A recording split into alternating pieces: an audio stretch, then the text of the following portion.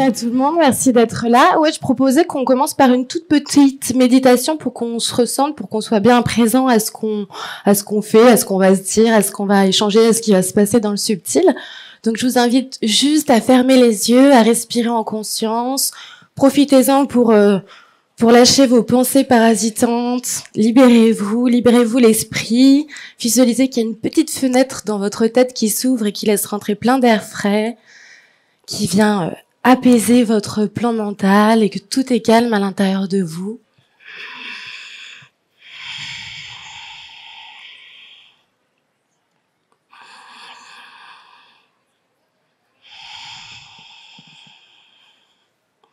Si vous avez besoin de bâiller, de détendre votre corps, étirez-vous, on peut faire ce qu'on veut.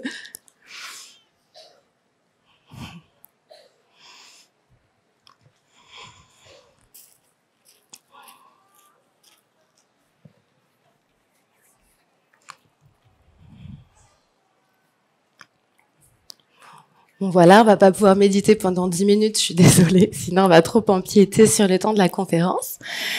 Donc moi je suis vraiment contente d'être là. Je vais me présenter pour ceux qui me connaissent pas, même si elle a très très bien fait son travail.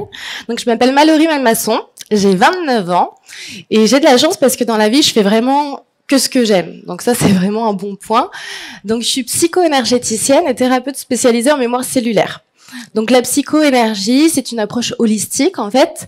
Quand j'accompagne les gens, le but, c'est de pouvoir réguler et harmoniser ce qu'on appelle les plans vibratoires de l'être. Donc, le plan physique, qu'on connaît tous, ensuite le plan vital, le plan émotionnel, le plan mental, le plan causal, le plan spirituel et le plan divin. Je vais y revenir après pour adapter ça aussi pour vos enfants, pour les enfants.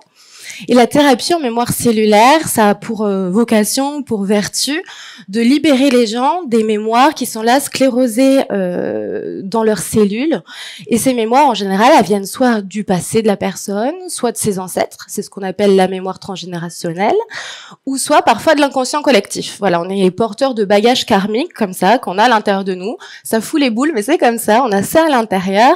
Et parfois, ça nous bloque dans notre vie parce que ces mémoires, elles sont aussi porteuses de leurs croyances, limitantes souvent, tout un système qui nous conditionne intérieurement, inconsciemment, et puis beaucoup de peurs. Donc on a ces peurs qui nous bloquent, qui nous empêchent d'avancer, qui sont des vrais freins parfois dans notre évolution. Donc le but de ces thérapies-là, c'est vraiment de se libérer sur tous les plans et de s'harmoniser intérieurement pour pouvoir vraiment incarner le soi, qui en est véritablement au plus profond de nous, et aussi laisser l'énergie de l'âme s'exprimer dans la matière. Donc en effet, c'est tout un gros programme. Et c'est vrai que j'ai la chance de travailler pour des particuliers, mais aussi pour des fondations, pour des artistes, parce que vraiment, cette spécialisation-là en architecture invisible, elle peut être utile dans tous les domaines et ça permet vraiment ce qu'on appelle l'alignement. En fait, de pouvoir connecter les aspirations de notre cœur aux visions de l'esprit et aux volontés qui nous dépassent les volontés de l'âme, des choses qui viennent de beaucoup plus haut. Donc, c'est une approche qui est hyper intéressante et je travaille donc sur les adultes et aussi sur les petits.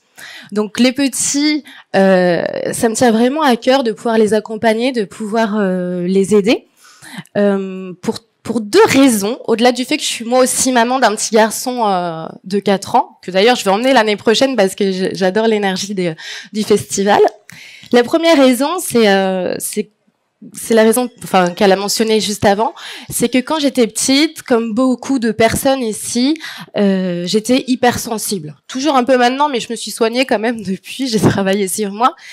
Et cette hypersensibilité, elle faisait que je ressentais tout de manière complètement décuplée. Mais moi, je croyais que c'était normal, je me rendais pas compte que c'était un peu une spécificité, quelque chose un peu différent. Et du coup, au niveau de mes sens physiques, déjà, tout était complètement décuplé. J'avais du mal à gérer ça parce que au quotidien, vous savez comment c'est quand on ressent les émotions des autres, quand on ressent tout ce qui se passe sur les plans subtils, énergétiquement, c'est assez difficile. Et puis, comme si ça suffisait pas, cette hypersensibilité-là de mes sens donc physiques, eh bien, j'avais mes capacités qu'on appelle extrasensorielles, qui sont l'extension des sens complètement ouvertes. En fait, j'avais tous les canaux de perception ouverts, donc bête curieuse que j'étais, que je me comprenais pas moi-même, c'était assez difficile à vivre parce que du coup, je captais, je voyais